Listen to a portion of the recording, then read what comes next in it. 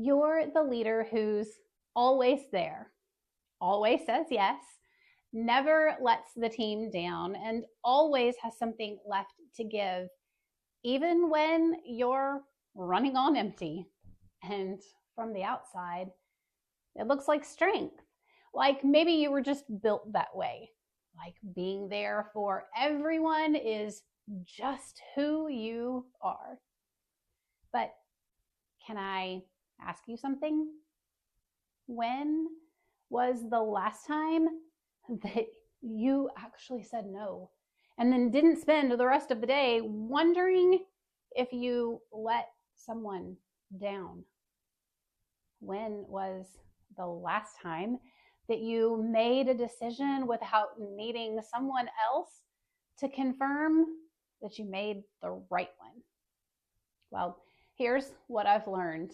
What looks like strong leadership on the outside is often fear on the inside.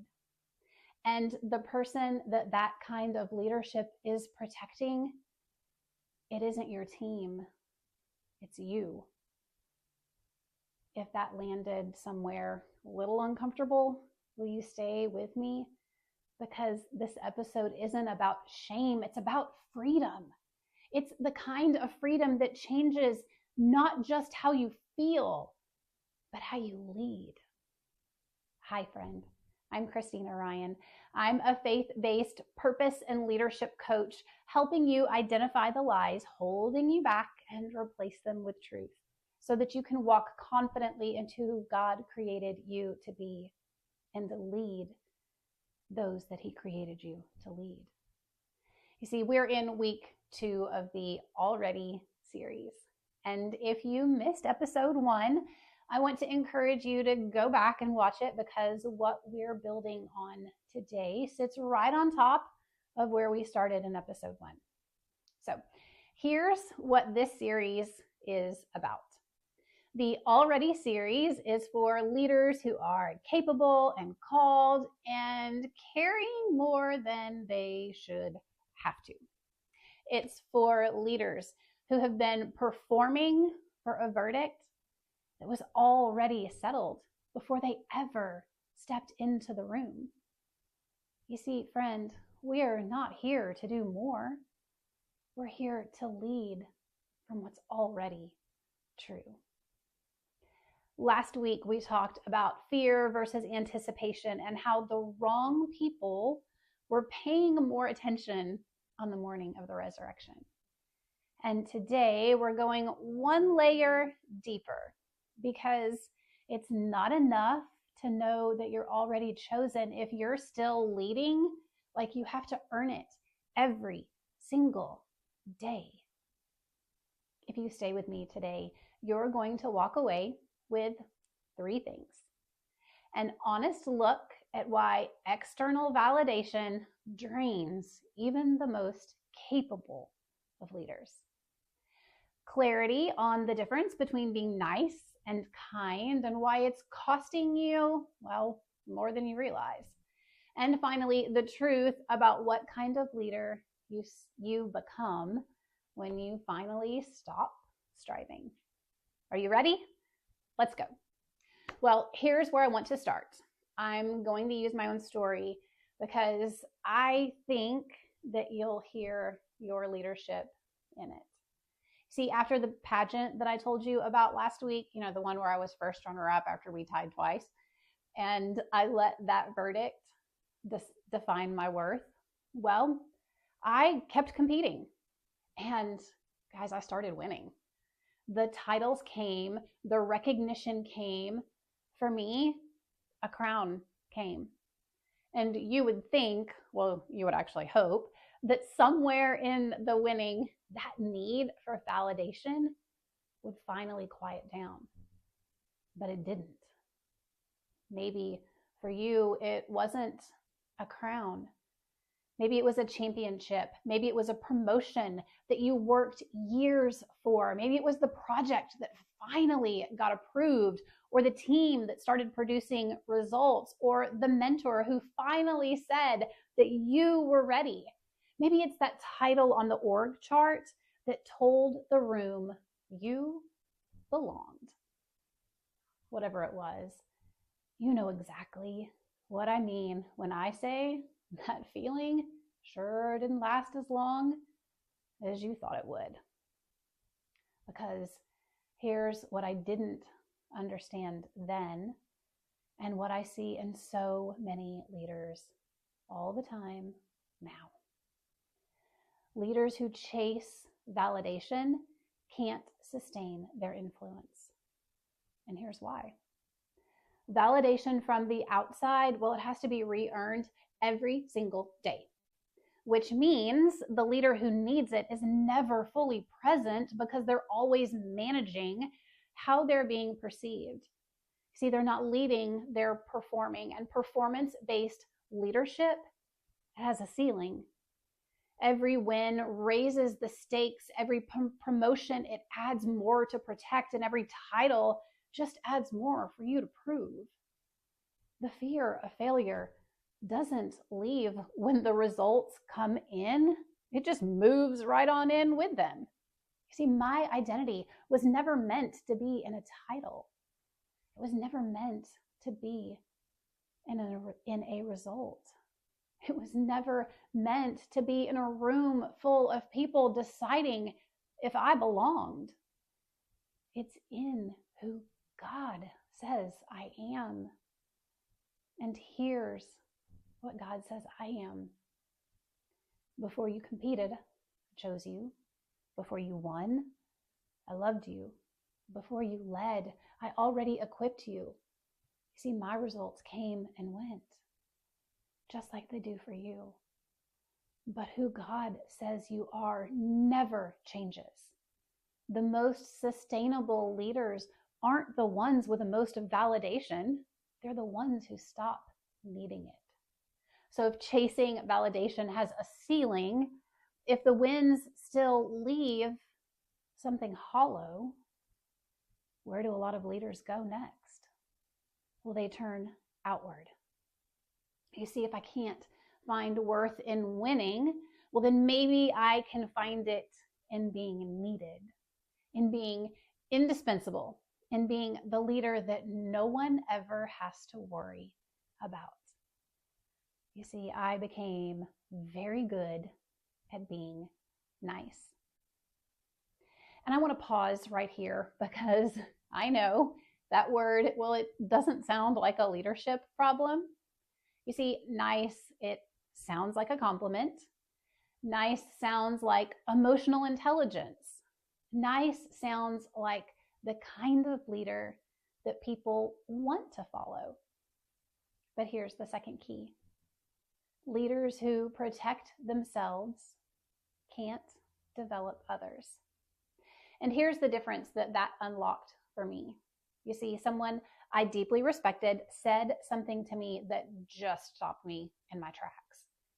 He said, "You're being too nice." And nice and kind, they're not the same thing. He said, being nice only helps you. Being kind, it helps the other person. Well, I sat with that for a long time because I had spent years believing that saying yes and keeping the peace and never making waves and absorbing the tension so that my team didn't have to, well, I thought that was leadership. But when I got honest, really honest, it wasn't leadership. It was armor. Because being nice felt like sacrifice. It looked like putting the team first. But underneath it, I was just protecting myself from being wrong, from being found out, from failing in front of people who are counting on me. And here's what that kind of leadership actually costs. When you're focused on protecting yourself, you can't fully develop the people around you. You can't have that hard conversation that would actually move someone forward. You can't make the call that's right for the team, but unpopular in the room. You can't model the freedom you want your team to lead from if you're not leading from it yourself. I was pointed towards a book and I went looking for a Christian perspective and found When Strivings Cease by Ruth Chou Simons. And somewhere in those pages, a verse that I had read before, it pierced something that I hadn't let God touch yet. Galatians 1:10. Am I now trying to win the approval of human beings or of God? Or am I trying to please people? If I were still trying to please people, I would not be a servant of Christ. I had read that verse in episode 1 through the lens of identity, of already being chosen. But here it hits differently. Because this time it wasn't just about who I was. It was about how I was leading.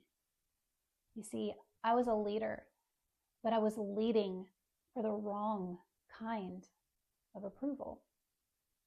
And the people that I was supposed to be developing, well, they were paying the price for it.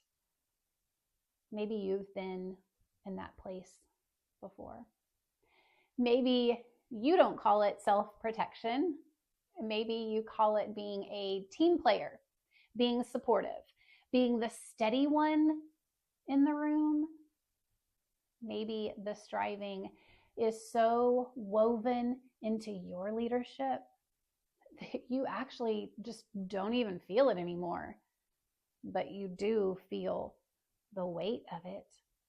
That exhaustion of always being on, always performing, always making sure that everyone else is okay while quietly wondering if you are. But here's what I need you to hear. The striving, it doesn't make you a better leader. It's just making you a more tired one. And friend, here's the third key. Leaders who rest in worth lead with freedom. Not because they have it all together and not because they never doubt themselves, but because their identity, it isn't on the line every time they walk into a room. Ruth Chou Simons writes about grace as the thing that meets us when we finally stop trying to manufacture what God already gave us. You see, you don't lose influence when you stop striving.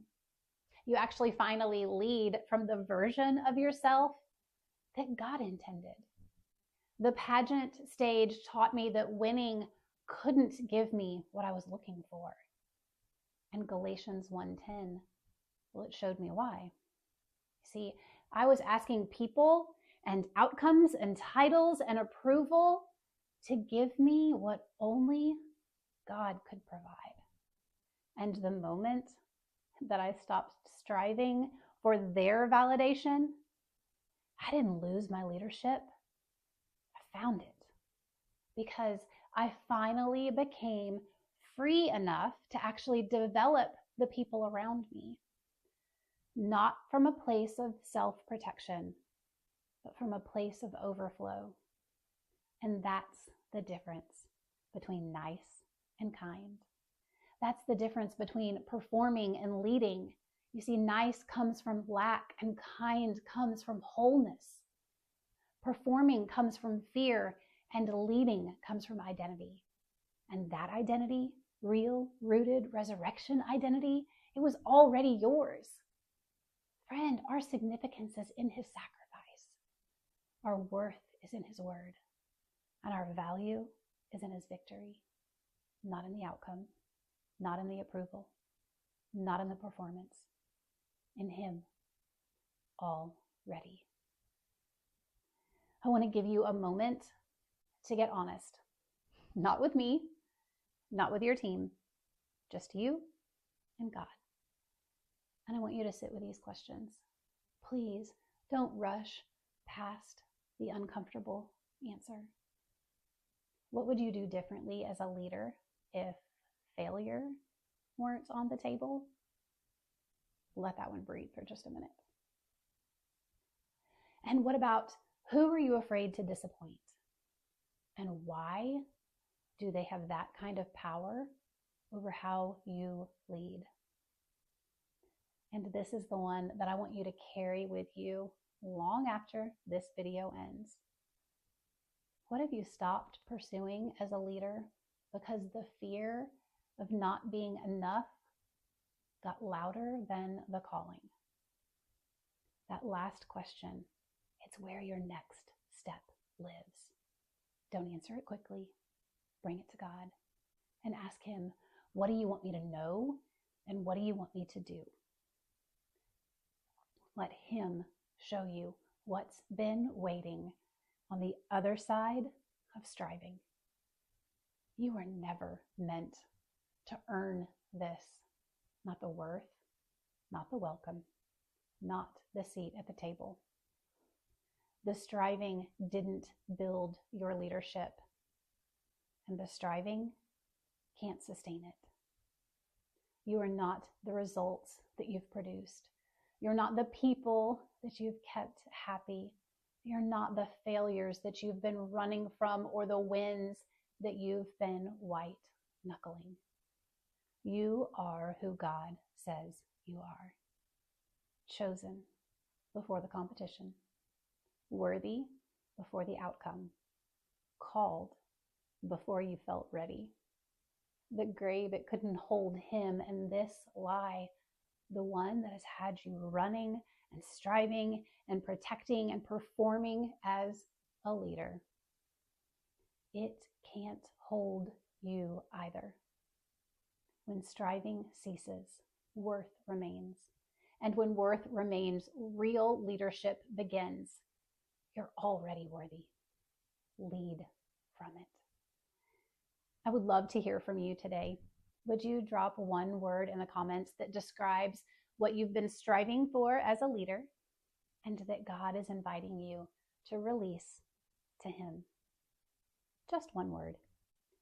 And if you know a leader who needs permission to stop striving, would you share this video with them today? Next week, we are closing out the Already series with episode 3.